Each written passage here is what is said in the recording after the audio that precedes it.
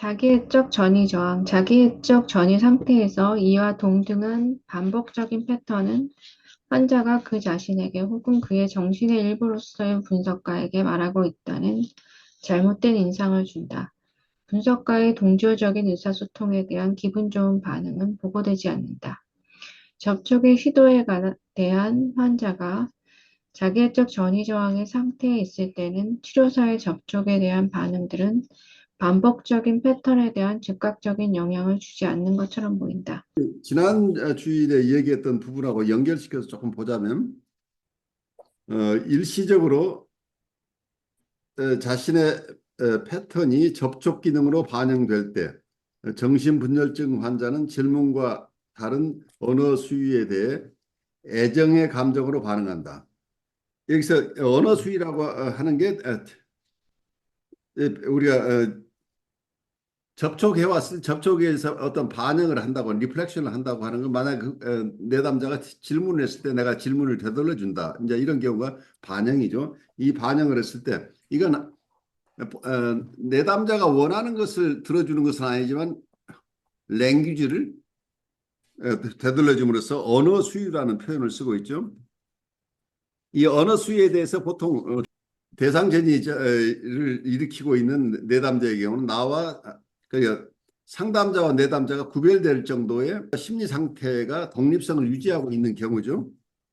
그래서 상담자와 내담자가 잘 구별되지 않는 자객적 전이 상태가 아닌 대상전이 상태에 있을 때는, 대상전이 상태에 있는 분들인 경우에는 대부분 상담자가 반영했을 때 그 반응 자체가 그 언어 수유 자체를 고마워해서 그걸 애정의 감정으로 반응한다. 그런데 그 애정의 감정을 잘 표현할 수도 있고 잘 표현할 수도 없는 경우도 있기는 하지만 이 언어 수유에 대해서 긍정적인 반응, 그래서 애정의 감정으로 반응한다고 스파틴스는 자기 체험을 얘기하고 있어요. 그런데 지금 이 챕터에서는 이게 어떻게 표현되고 있냐면 자기애적 전이 상태에서 이와 동등한 반복적인 패턴은 환자가 그 자신에게 혹은 그의 정신의 일부로서 분석가에게 말하고 있다는 잘못된 인상을 준다. 분석가의 동조적인 의사소통에 대한 기분 좋은 반응은 보고되지 않는다. 이 지점에서 어, 대상 전이 저항과 자기애적 전이 저항을 스파티스로 구별을 하려고 하고 있죠. 자기애적 전이 저항을 하고 있는 분들은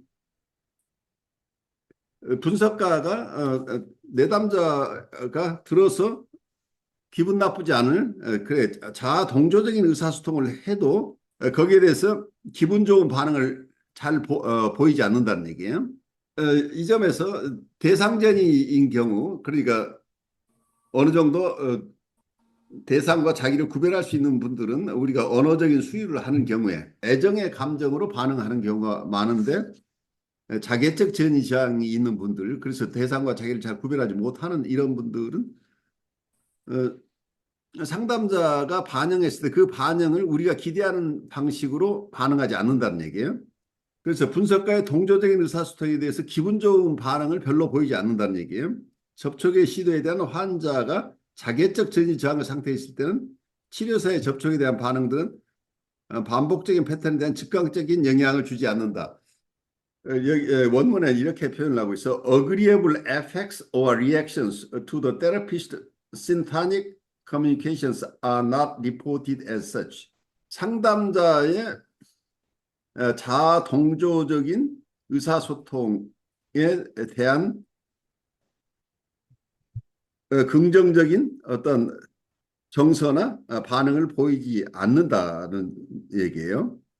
예, 여기서 아까 번역한 얘기를 다시 한번 제가 읽어보면, 분석가의 자아 동조적인 의사소통에 대해 기분 좋은 반응이나 정서를 잘 보이지 않는다고 하는 점이에요.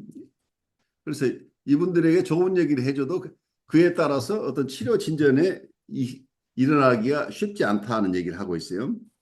그래서 대상전이 있는 분들은 우리 접촉이 왔을 때 그 접촉에 대해서 언어적인 수유를 했을 때 이분들의 질문에 대한 반응을 해줬을 때 거기에 그걸 고마워하고 긍정적인 정서, 애정의 감정으로 보통 반응하는데 이 자괴적인 환자들, 그래서 자괴적 전이 상태에 있는 분들은 많은 경우에 아무리 좋은 얘기로 우리가 언어적인 수위를 하더라도 긍정적으로 반응하는 이해가 별로 없다는 얘기예요. 그 지점에서 큰 차이가 난다는 얘기를 설명하고 있어요.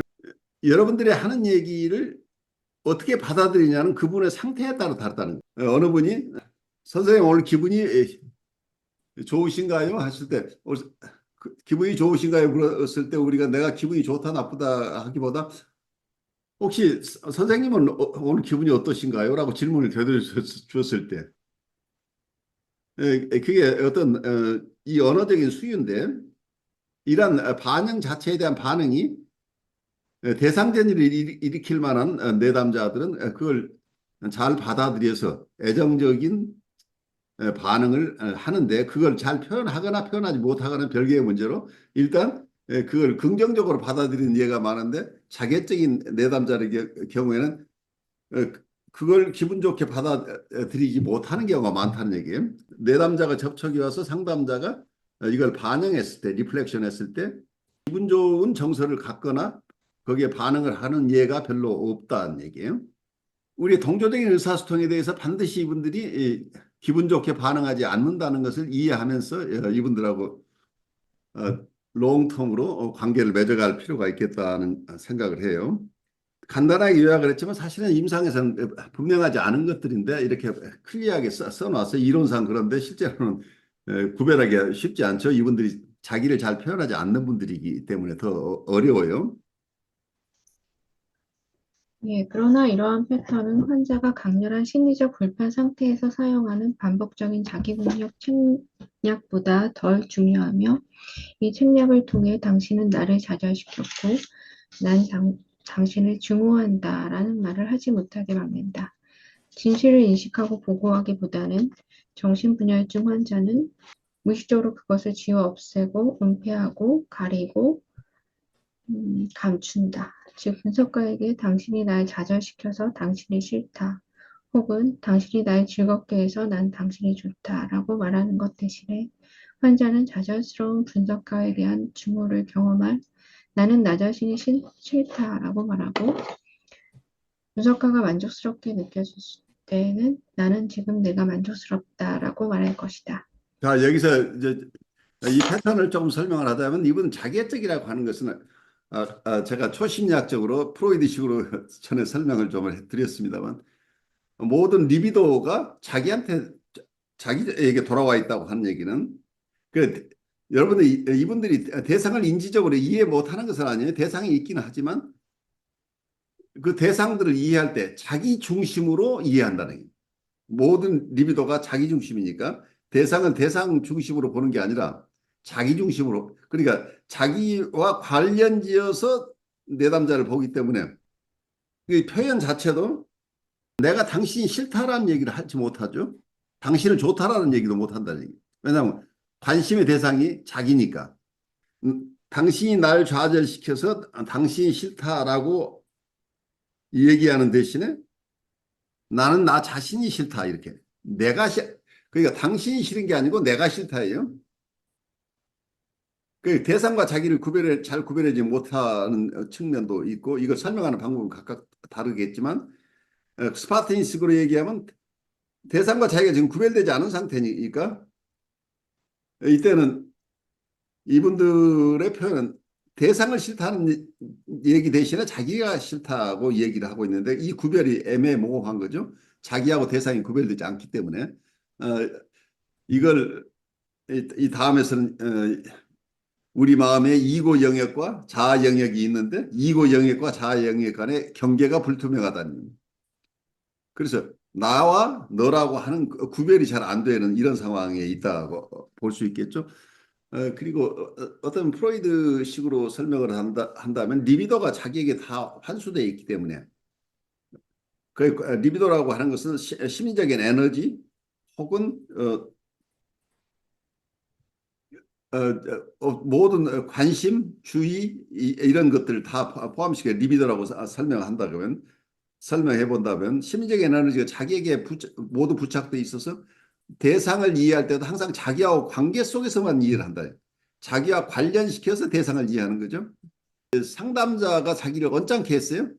그럼 상담자한테 관심이 가는 게 아니고 상담자가 언짢게 함으로써 결과적으로 자기가 기분 나쁘다. 대상이 싫다는데 대상과 자기를 구별하지 못하니까 당신이 싫다가 아니라 내가 싫다예요. 마찬가지로 당신이 나를 이렇게 잘해 주셔서 당신이 좋습니다라는 대신에 나는 지금 굉장히 만족스럽습니다. 라고 자기 표현이죠. 그래, 대상이 안 좋은 게 별로 없다는 얘기예요. 어, 이게 서술하는 방법은 각각 다르겠지만 스파르타식으로 생각을 한다면 아브젝트 필드하고 이고 필드, 그러니까 대상 영역과 자아 영역이라는 게 마음의 두 영역이 있는데 이 두 영역이 잘 구별되지 않는다. 이런 입장에서 이해를 하면 이분들에게서 나라고 하는 것이 당신이고 당신이라는 게 나라는 얘기. 이걸 언어로 풀어내려니까 굉장히 어려워요. 스파르타니스 방식으로 이렇게 설명을 했지만 기본적으로는 너와 내가 잘 구별되지 않는다는 이 혼동스러움이죠. 그래서 자기 얘기를 하고 있는데 그건 다른 사람 얘기를 하고 있는 것이고 또 남의 얘기를 하고 있을 때 자기 얘기를 할 수도 있는데 이 혼란스러움인데 이분들은 주로 심리적인 에너지가 자기를 향해 있기 때문에 자기 중심의 얘기를 한다는 얘기죠. 임상적으로 만났을 때 이런 분들은 주로 대상에 대한 이야기보다 자기 중심의 얘기를 특히 정서적인 것은 이렇게 표현할 수밖에 없는 이런 어려움이 있겠죠. 그래서 실제 이분들 초심리학적으로 이해할 때는 아까 얘기대로 이분들이 분리개별화가 충분하게 돼 있지 않아서 마음속에 특히 최초의 대상 말하자면 최초의 대상은 모성 대상이죠. 모성 대상과 자기가 명확하게 구별된 적이 없다고 하는 이런 히스토리컬한 과거 때문에 대상과 자기를 구별한다는 게 그렇게 만만치 않은 거죠. 왜냐하면 우리는 대상의 이미지를 가져와서 또 그 대상의 이미지 중에 일부를 자기의 이미지로 동일시가 일어나기 때문에 대상의 이미지들을 모아놓은 게 나의 이미지인데 경우에 따라서는 이게 우리가 퇴행이 되면 나한테 지금 동일시되어 있는 이미지가 내 이미지가 사라지고 이게 대상 이미지로 돌아가 버릴 수도 있고 그래서 대상과 자기를 명확하게 구별할 수 없는 혼란 상태에 빠질 수 있는 경우가 발생하는 거죠. 그래서 분열증 환자들의 경우에 이런 현상들이 아주 심각하게 일어나면 이게 딜루션하는 상태. 보통 사람들이 이해하는 세상과 다른 세상에 살고 있는 것 같은 이런 어려움에 처하는 거죠. 그러니까 우리가 상징계에서 본다면 우리는 너와 나를 명확하게 알고 규칙을 알고 이렇게 사는 세상인데 이분들은 그 규칙이 무너진 상태, 언어가 무너진 상태에서 이분들이 어떤 인식을 할 때 그 인식 자체가 굉장한 디스토션이 일어나는데 그 디스토션 자체가 심볼릭한 세계에 사는 사람들 입장에서의 어려움이에요. 그런데 어린 시절의 입장에서 봐서는 이게 디스토션이 아니죠. 자기가 처음 접했던 세상은 대상과 자기가 분리되지 않은 세상이니까. 그래서 이게 퇴행이라고 하는 거죠. 리그레션이 난다고 하는 게 우리가 어린 시절에 아직 대상과 자기를 구별하지 못했던 그 상태의 심리 상태로 우리가 돌아가서 그런 심리 상태에서 자기도 인식하고 대상도 인식하기 때문에 대상에 대한 얘기보다는 자기 중심의 어떤 얘기들을 할 수밖에 없는 이런 어려움이 생기죠. 대상과 내가 명확하게 구별되지 않은 상태의 어려움을 언어로 표현하려고 하니까 사실은 쉽지 않아요. 어, 스파르타니스가 애쓰고 있는데 그 애쓰는 내용을 한번 따라가 보죠. 네. 네, 전이가 동시에 자기애적이며 부정적일 때 환자가 내가 좌절감을 느낄 때에는 나 자신을 혐오한다라고 보고한다면 그는 협조적으로 기능하고 있는 것이다. 저항 상태에서 그는 반복적으로 자기 혐오를 은폐하거나 그의 심리적인 불편함을 치료사에게 기인하지 않는다. 관계의 현실과는 전혀 상관이 없는 자신에게 어떤 문제가 있다고 환자는 반복적으로 의사소통한다. 그는 말하고 싶지 않거나 멀리 달아나고 싶거나 혹은 펄쩍 뛰어나가고 싶다라고 말할 수 있다. 그가 그의 공격적 충동을 억누르면서 자신이 산산조각 나고 있다라고 말할 수 있다. 참을 수 없는 감정과 감각이 언급된다. 환자는 눈이 아프거나 휴식을 취할 수 없는 등 신체의 일부분에서 무감각함과 또는 긴장을 보고할 수 있다. 그는 분석가가 이미 다 알고 있는데 자신의 생각과 감정을 말하는 것이 무슨 소용이 있겠냐고 주장할 수 있다. 그의 마음을 읽을 수 있는 누군가에게 말하는 것이 무슨 필요가 있겠는가? 만약 비록 필요사가 모든 것을 안다고 하더라도 말하는 것이 필수적이라는 생각을 받아들인다면 깊이 자기애적인 개인은 분노나 경로를 경험하는 경험으로 인해 두려워하거나 혼란을 경험한다. 그러면 그는 자살 또는 자해하는 것에 대해서 말할 수 있다. 그러한 생각들을 말로 하는 것이 너무 위협적일 때에는 그는 종종 보고할 만한 새롭거나 중요한 것이 없다고 스스로를 탓할 수 있다. 또는 애정을 담아서 분석가가 등장하는 성적 환상을 언급하며 아마도 성적 만족에 대한 강한 욕구에 대해 넌지시 말할 것이다. 자, 여기서 우리 조금 머물러서 보죠. 실은 이분들은 경우에 따라서는 자기 얘기 안 하려고 그래요. 어떤 면에서는 상담자를 옴니포텐트하게 보게 되면은 상담자를 자기 마음을 다 들여다보고 있다고 생각하는 사람도 있겠죠. 이런 판타지를 가질 수 있겠죠. 그래서 어떤 패러노이드한 상황이 있을 수도 있어요. 상담자가 무서울 수도 있죠. 경우에 따라 다른데 상담자는 자기 일을 다 알고 있고 자기 마음을 들여다보고 있다고 한다면 자기가 말하자면 독심술을 하는 상담자한테 할 얘기가 없는 거죠. 그렇게 되면. 그래서 자기가 얘기해봐도 소용없다. 이제 이런 상황에 있을 수도 있는데 경우에 따라서는 이제 조금 납득이 됐어요. 혹시 선생님이 다 알고 있다고 할지라도 자기 얘기를 하는 것이 도움이 된다라고 생각할 수도 있겠죠. 그래서 이분들이 상담자가 자기의 마음의 상태를 다 알아서 소용없다는 생각보다는 그래도 자기하고 얘기를 하는 과정 속에 자기가 도움을 받을 수 있다는 데까지 납득이 됐다고 한다면 그때 문제는 이 사람들이 억압하고 있는 것은 어떤 것들이에요? 억압하거나 통합하지 못하고 있는 것은 분노나 경노죠. 정신분석적 환자는 프로이드 리비도 이론을 이해하면 모든 심리적인 에너지를 자기를 위해서 자기에게 자기에게 투자하고 있다. 그러니까 모든 리비도가 자기에게 투자됐다는 얘기는 자기를 너무 사랑하는 사람이다. 이런 개념으로 갈 수도 있는 부분이죠. 그래서 사랑의 문제인 것처럼 그러니까 리비도라는 게 성적 에너지로 봤기 때문에 이걸 자기를 자기에게 성적 에너지를 부착시킨다고 할까요? 그래서 이걸 조금 더 넓게 얘기해서 성적 에너지라기보다는 그냥 심리적인 에너지라고 넓혀서 이해를 한다고 할지라도 모든 심리적인 에너지가 자기에게 가 있다라고 보는 전통적인 개념과 다르게 스파르타니스는 자기가 가지고 있는 좌절 공격성을 외부 대상에게 향하지 않고 그걸 자기에게 향하게 한 경우라는 얘기예요. 근데 자기에게 향하게 했는데 그게 자기의 이고의 기능을 마비시키는 쪽으로 이 경로가 사용되고 있다는 거예요. 그러니까 이고의 기능을 마비시킨다고 한다면 우리의 이고의 기능 중에 생각하거나 느끼거나 무엇을 계획하거나 판단하거나 하는 능력들이 다 상실돼 버리죠. 만약에 이 공격성 혹은 분노, 경로, 어, 분노, 경로로 인한 공격성 이런 것들이 자기 자신을 파괴하는 쪽으로 사용되는 경우라는 얘기예요. 그래서 리비도 이론하고 스파르타니스의 이론은 전혀 달라요.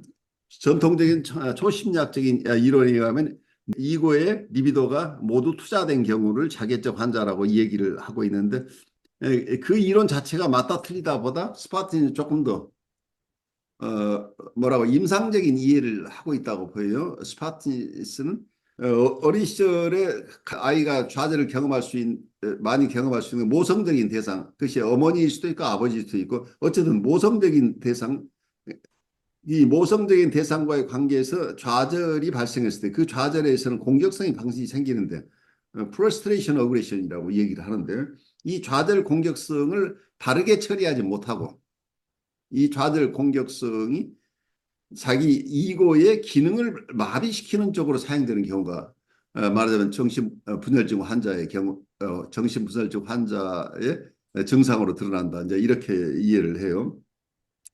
그래서 이런 방어를 자기애적 방어라고 나르시시스틱 디펜스라는 독특한 개념을 스파틴스가 사용을 했어요.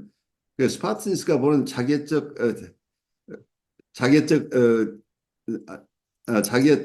이걸 자기애적 방어라고 그러죠. 자기애적 방어. 나르시시스틱 디펜스란 말은 자기애적인데 이 자기애적 방어는 아주 독특한 개념이에요. 자기의 공격성을 대상을 파괴하는데 혹은 자기가 가진 좌절 공격성을 자기가 느끼고 있는 자기가 체험하고 있는 좌절 공격성을 그 원인을 제공한 대상을 공격하거나 파괴하는 데 사용하지 않고 그 좌절 공격성이 자기의 이고의 기능을 파괴시키는 쪽으로 사용하는 것. 이제 이런 경우에 정신분열증 환자가 발생하는데 순수하게 얘기를 하면 자기애적 방어는 좌절 공격성을 외부 대상에게 사용하지 않고 외부 대상을 보호하는 대신에 자기를 희생시키는 것이다. 자기를 공격하는 것이다. 자기를 공격하는 방법은 여러 가지예요. 나르시스트 디펜스를 사용하는데 이 자기적 디펜스가 사용되는 방법이 여러 가지가 있는데 첫 번째 그 좌절 공격성 이 공격성이 자기 신체를 공격하는 쪽으로 사용되는 경우에 신체화 현상을 우리가 체험한다고 보고를 하고 있고 또 하나는 이 좌절 공격성이 슈퍼이고에게 전달되는 경우 슈퍼이고가 비대해지면서 초자아가 엄청나게 하쉬하게 가혹한 초자아에 이 공격성을 부여한다는 얘기예요. 그래서 보통 슈퍼이고는 사회적인 규범인데 이 사회적인 규범을 움직이는 힘을 주는 게 바로 이 좌절 공격성이 거기에 원동력이 된다는. 그러니까 사회적인 규범인데 규범 자체를 움직이는 것은 굉장히 원초적인 힘이죠. 공격성이죠. 우리의 초자아라고 할 때는 초자아가 단순하게 사회적인 규범이나 원칙 어떤 가치 기준 이런 것만 있는 게 아니고 거기에는 힘이 실려 있는데 그 힘은 어쩌면 ED에서 온 힘 혹은 이 공격성이라고 보기 때문에 원초적인 공격성이 슈퍼이고에게 전달된다고 한다면 그 슈퍼이고가 비대해지면서 슈퍼이고가 이고를 공격하는 것이 우울증 환자들이죠. 그래서 자기를 가혹하게 공격하는 패턴이 어쩌면 이 우울증 환자를 만들어내고 경우에 따라서는 이 가혹한 초자아가 외부로 향할 때 다른 사람들을 비판적인 시각에서 항상 판단하고 공격하는 이런 어떤 모습으로 외부로 이게 향할 수도 있는데 이 외부로 향하는 것보다는 지금 여기서 자기애적 방어라고 할 때는 자기 초자아의 이 좌절 공격성이 부착되는 것 이거 자체를 자기애적 방어의 한 형태라고 봐요. 자기애적 방어 형태가 초자를 강화시키는 경우도 있고 그리고 마지막으로 이고의 기능을 마비시키는 이고의 기능을 파괴하는 쪽으로 이 공격성이 사용되는 경우 이게 분열증 환자가 될 가능성이 굉장히 높아진다는 거죠.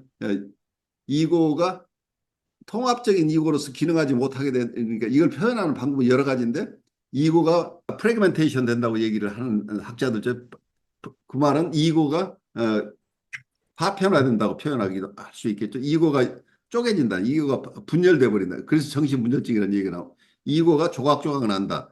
그게 그래서 파편화된다. 또 다른 쪽으로 설명을 하면 이고의 기능이 결국 이고의 기능이 마비돼 버린다. 이고의 기능이 파괴된다. 그러니까 어쨌든 통합된 인격으로서 기능할 수 없도록 하는 것을 표현하는 방법에 따라서는 이고가 파편화돼서 이분이 자기의 기능을 제대로 하지 못한다고 얘기를 할 수도 있고, 이분이 가지고 있는 이고의 생각하는 기능이나 생각하고 느끼고 계획하고 하는 모든 기능들이 파괴되거나 장애를 입는 경우에 결국 이분들이 보통 일반인들처럼 건강한 사람들이 생각하고 느끼고 행동하고 하는 것을 다른 사람처럼 할 수 없는 이런 상황에 간다는 얘기죠. 분열증 환자들. 그래서 이런 현상들을 자기애적 방어의 결과라고 보고 있어요.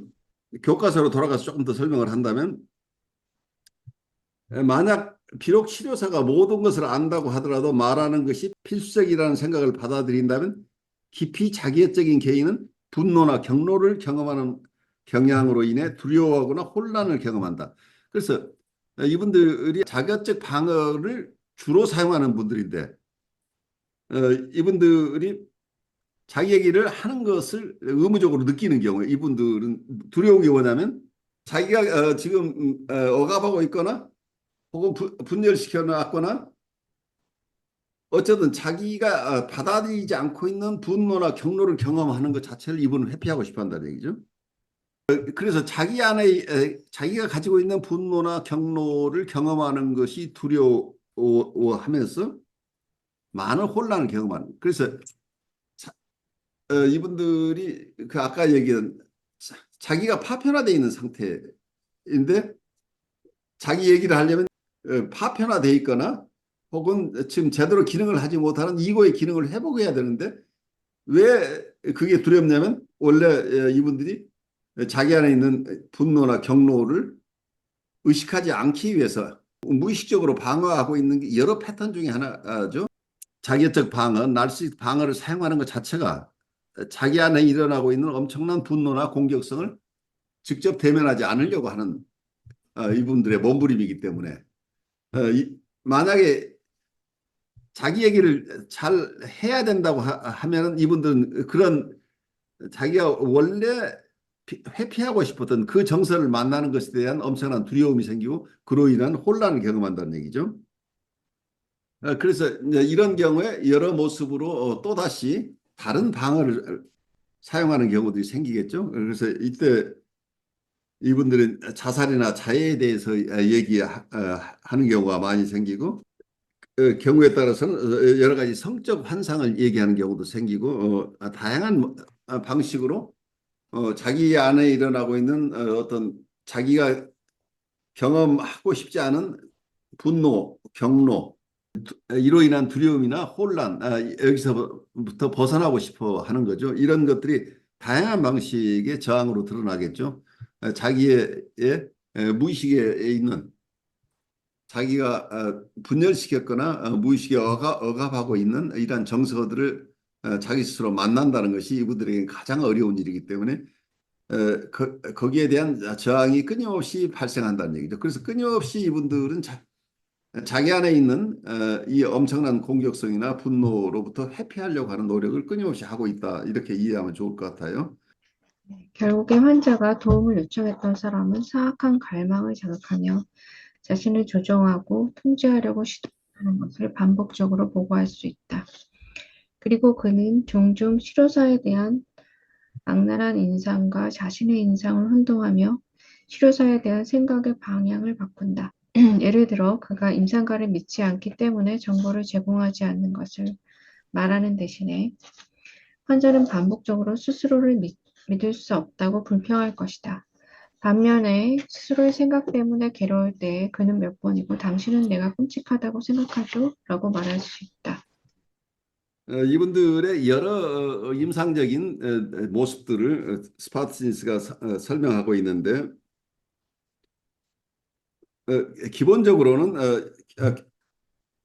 결국 내담자들이 상담자에 대해서 나중에는 엄청난 공격성을 느끼는데, 이걸 잘 언어화할 수 있도록 도와줘야 되는 어려움이 있어요. 자기를 도와줄 수 있는 사람이라고 해서 자기가 치료해 왔지만 치료하는 과정 속에서는 상담자가 자기를 끊임없이 통제하고 조정하려고 하는 사람이라고 느낄 가능성도 굉장히 많은 거죠.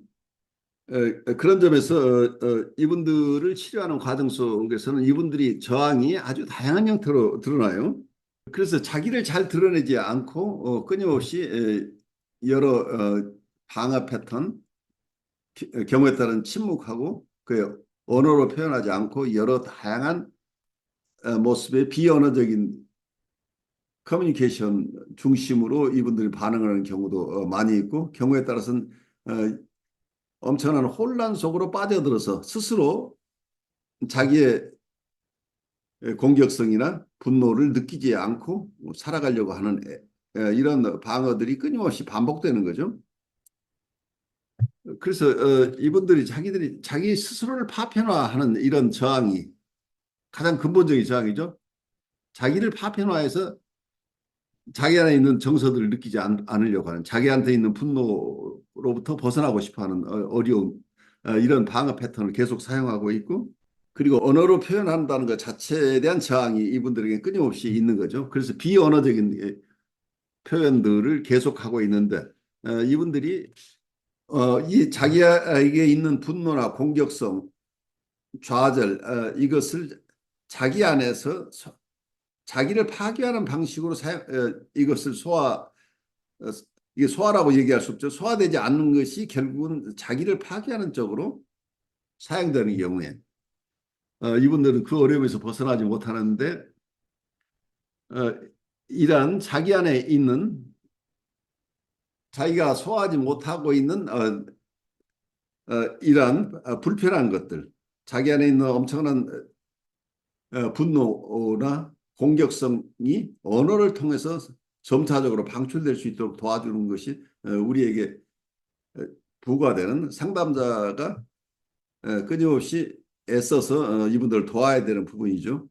이분들을 만났을 때 여러분은 그냥 보기에는 아주 유순한 분들이고 사람마다 각각 다르지만 여러 다양한 모습으로 드러나지만 궁극적으로는 이분들이 어떤 모습을 보이건 이분들의 어려움은 자기 안에 있는 공격성을 바르게 소화하거나 언어로 표현하지 못하는 어려움을 가지고 있다는 것을 이해하시고 이분들의 역동의 방어의 가장 기본은 자기애적 방어라는 것, 이 공격성이나 분노, 좌절 이것을 바르게 표현해내지 않고 자기 안에서 자기를 파괴하는 쪽으로 사용하고 있다는 그 지점, 이 방어 패턴을 우리가 잘 이해해서 그런 방어 패턴으로부터 벗어날 수 있도록 도와주는 게 우리의 역할이 될 것이라고 생각이 돼요. 리비도 생각을 하다가요, 예, 예. 회계선과 리비도를 이게 투자하는데, 물론 리비도가 이제,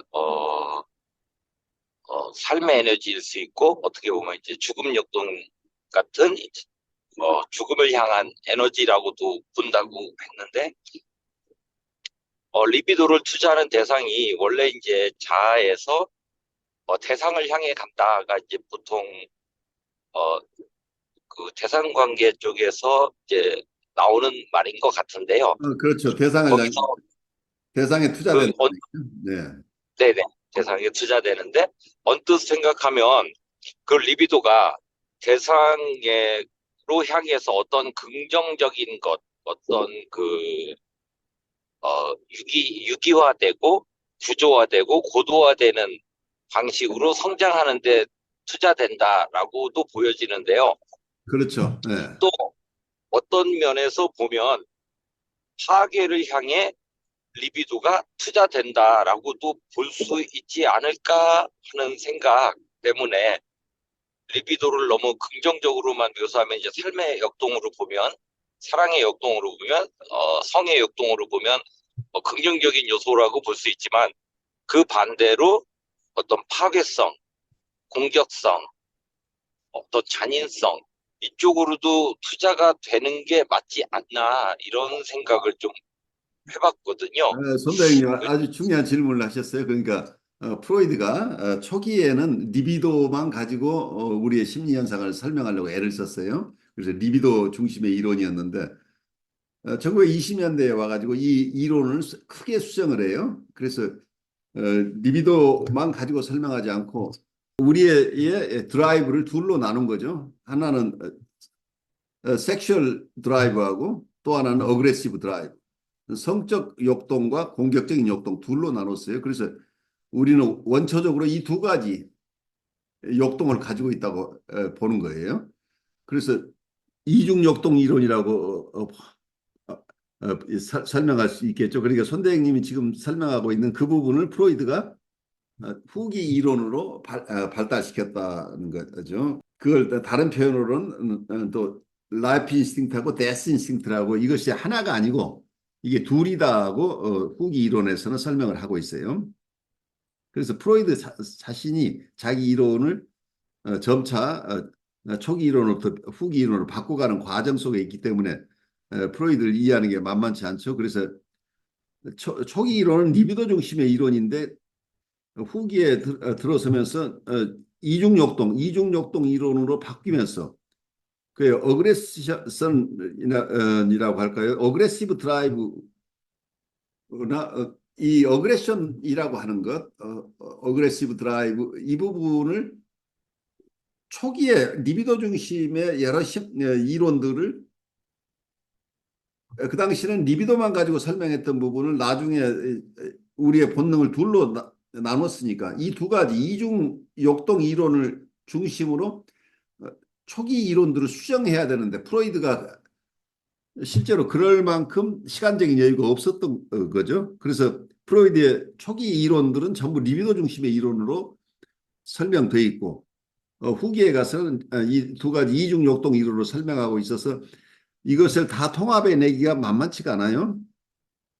그러니까 프로이드가 자기의 초심략을 바꿨지만 그 이전의 이론들을 충분하게 나중에 이중 역동 이론을 가지고 초기 저작들을 수정할 그런 노력을 많이 하지 않았기 때문에 어쩌면 역동 이론은 새로워졌는데 초기의 이론들은 리비도 중심의 이론으로 설명되어 있기 때문에 우리가 그 이론 공부할 때 후기의 프로이드의 입장과 전기의 이론 사이에 갈등이 생길 수 있는 부분이 있겠죠. 그래서 이걸 통합적으로 이해하기 어려운 부분이 있어서 어떤 면에서 프로이드를 공부하는 분 중에는 프로이드의 초기 이론을 중심으로 이해해서 자기 이론을 발달시키는 분과 후기 이론을 중심으로 발달시키는 부분이 각각 다르죠. 락강의 이론은 프로이드의 초기 이론 중심의 이론이에요. 멜라니 클라인의 이론은 프로이드의 후기 이론 중심의 이론이에요. 그래서 여러 학파들이 프로이드의 어느 시기에 학풍을 계승하고 있는지에 따라서 학파들의 이론의 방향들이 크게 달라요. 그런 점에서 손대행님의 질문은 굉장히 우리가 관심 가지고 계속 이해해야 하고 공부해야 될 부분이라고 생각이 돼요. 손대행님 제 얘기가 어느 정도 설명이 되나요? 아, 네. 언뜻 듣기에 좋게 보면 둘 다 맞는다. 그래요. 라고도 보였어요. 어떻게 보면 그분도 완전히 정리를 마치진 않으셨다. 이렇게 그래. 저 이해가 맞추지 되고 있습니다. 못해요. 그러니까 우리가 하나의 과정이에요. 그러니까 이게 맞습니다. 결국은 모든 이론은 상징계이기 때문에 상징계는 말하자면 락강식으로 얘기하면 실제계가 아니란 말이에요. 불교의 어떤 세계관에서 볼 때 실상이 아니고 우리는 허상의 세계에 살잖아요. 그러니까 언어의 세계나 우리가 이해하고 있는 모든 사물에 대한 이해는 우리는 상징을 통해서 우리의 언어를 통해서 이해하고 있죠. 그런데 실상은 세계는 이게 구별되지 않은 세계라는 얘기예요. 구별되지 않은 것을 어떤 것을 우리가 언어를 통해서 구별해서 사용하고 있기 때문에 구별하는 그 데피니션을 뭘로 하느냐에 따라서 수없이 많은 이론이 갈릴 수 있어요. 그러니까 상징계 속에서는 수없이 많은 이론이 나올 수밖에 없어요. 수없이 많은 이론이 나올 수밖에 없는데 우리가 이해해야 될 것은 그 언어를 넘어서는 실제계 혹은 실상의 세계를 조금 더 깊이 이해해야 될 필요가 있죠. 그래서 이론으로는 이런 방식으로 이론을 갈 수도 있고 저런 방식으로 이론을 갈 수 있어요. 다 논리적으로 타당성이 있는 이론들을 가지고 있는데 이것이 전부가 아니라는 걸 우리가 이해할 필요가 있어요. 그래서 실제 현상들을 이해하는 게 더 중요하죠. 그러니까 우리가 언어로 정의하기 이전에 그 상태를 더 이해해야 되는 거죠. 그래서 이제 그 부분에서 우리가 여러 가지 이론을 배우지만 실제 임상에서는 그 이론 중심으로 사람을 보는 것이 아니라 그건 도움을 받긴 하지만 우리가 만나는 그 대상은 우리는 실제계의 사람을 만나는 거니까 이론으로 이름 붙여지기 이전에 이 사람 우리가 언어로 담아낼 수 없는 이 인격을 우리가 이해를 하는 것이 임상가에게 주어지는 도전이죠. 이분들이 가지고 있는 진단, 여기서 우리가 정신분열증에 대한 얘기를 하고 이제 정신분열증이라는 이름으로 분류되고 있는 수없이 많은 사람들을 동일하게 볼 수 없다는 얘기예요. 그분들은 각각 다른 리얼리티 속에 살고 있는 거죠. 그래서 이분들의 실제 모습은 어떤 교과서로 설명이 안 된다는 얘기예요. 그래서 설명되지 않은 이분들을 실제 그 모습을 우리가 만날 수 있느냐가 치료의 관건이죠.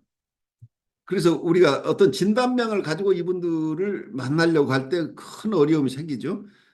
진단명이라고 하는 건 어떤 면에서는 산탄총 같은 거죠. 이러이러한 사람을 이런 분들은 이러이러한 증상이 여러 가지가 있을 수 있다. 근데 그 원인은 여러 가지가 있는데 이 구체적인 내담자의 경우는 어떤 원인으로 지금 이분이 이런 상태에 있는지 각각 다른 거죠. 그리고 그 증상도 각각 다른 거고 그 증상이 나타내고 있는 의미도 다 각각 다른데 이걸 우리가 일반론을 가지고 이런 경우에는 이런 게 있어라고만 설명한 그런 이론만 가지고는 이분들 만날 수 없다는 어려움이 있어요. 그래서 이 비혼이 내담자의 오를 임산적 진실을 만나야 된다고 하는 얘기가 다 이런 비슷한 얘기예요.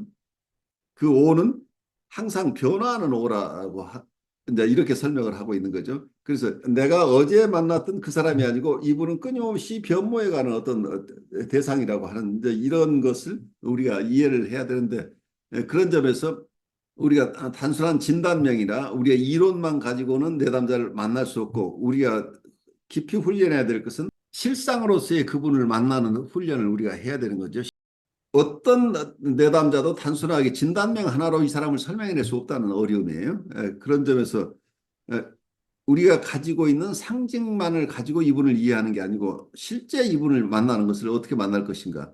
실제 이분은 그런 상징에 의해서 다 담아낼 수 없는 인격이죠.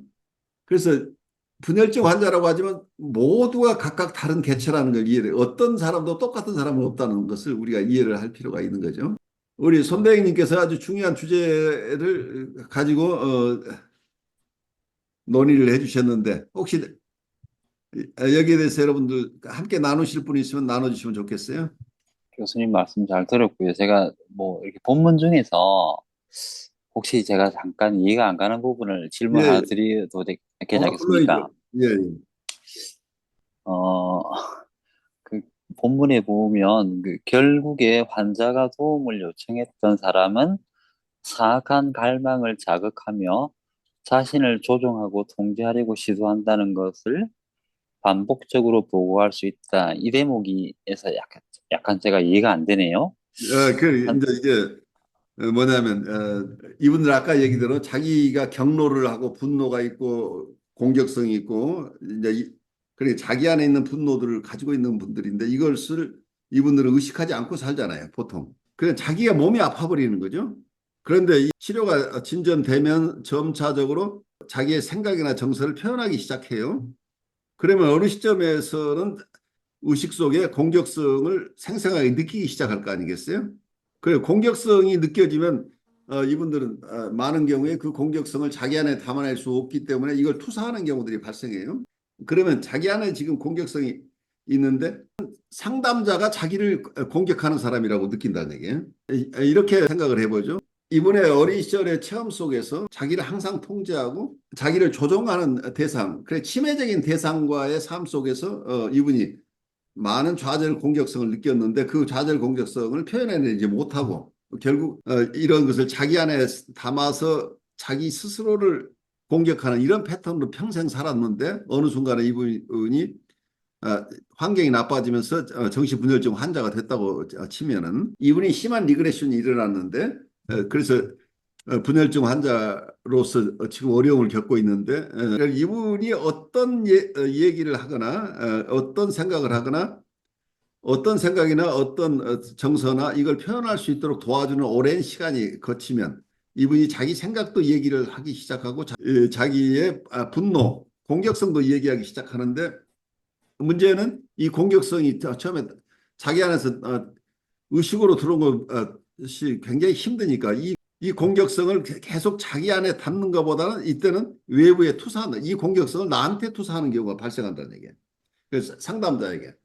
그러니까 이 공격성이 자기 안에서 방출하지 못하고 자기 몸을 힘들게 하거나 자기 이고의 기능을 마비시키거나 아니면 심하게 자기를 비판하거나 이런 데로 사용되지 않고 말하자면 이 공격성이 외부로 향해서 상담자에게 가는 경우죠. 상담자에게 공격성이 사용돼서 상담자가 나쁜 사람이다. 원래 치매적인 대상을 만났다고 한다면 이 전이 정서 속에서 나는 과거에 마더링 피기가 되는 거죠. 과거에 모성 대상이 되면은 그 모성 대상에게 느꼈던 분노가 느껴지죠. 그리고 나를 항상 침해하고 조정한다고 느꼈던 그 정서를 우리에게 투사한다는 얘기예요. 원래 원대상에게는 자기가 표현하지 못했던 분노를 가지고 있다고 한다면 자기를 침해하고 공격하는 자기를 조종하고 통제했던 그 대상처럼 우리를 느끼게 되는 거죠. 이때 이 내담자가 느끼는 정서는 과거의 원대상에게 느꼈지만 그것을 표현하지 못하고 가지고 있었던 분노죠. 가지고 있었던 그 정서들이죠. 이 분노가 언어화되면 좋은데 언어화되지 않고 행동화될 수도 있기 때문에 굉장히 조심스럽죠. 그래서 점차적으로 이 분노를 언어화할 수 있도록 도와주는 역할을 우리가 해야 되는 거죠. 그런데 이분들이 이 공격성을 표현하는 과정 속 공격성을 표현할 수 있도록 되려면 전이가 일어나야 되기 때문에 반드시 이분들은 과거의 대상에게 느꼈던 그 분노나 경로를 우리에게 느낄 가능성이 굉장히 높다는 얘기예요. 이분들이 언어로 표현한다면 이때 뭐라고 얘기하겠어요? 선생님이 왜 나를 조종하고 통제하려고 하나요? 선생님이 나를 통제하려고 하고 있어요라고 보고할 수 있다. 이런 치료 과정 속에서 이런 보고를 하는 경우들이 많이 있다. 이제 이런 얘기를 하고 있죠. 그러면 저기 환자가 도움을 요청했던 사람, 이 사람은 치료사예요. 치료사거나 저는 이제 그 사실은 자기애적 환자는 워낙 또 거대자기를 또 이렇게 가지고 있는 사람들이기 때문에 뭐 도움을 요청한다는 거는 이렇게 잘 할 수 없다고 보거든요. 어렵지만 일단 치료에 왔다는 것은 치료사는 이 사람에게 자기가 도움을 청한 대상이 되죠. 알겠습니다. 그래서 여기서 치료 관계에서 일어난 일을 얘기하고 있어요.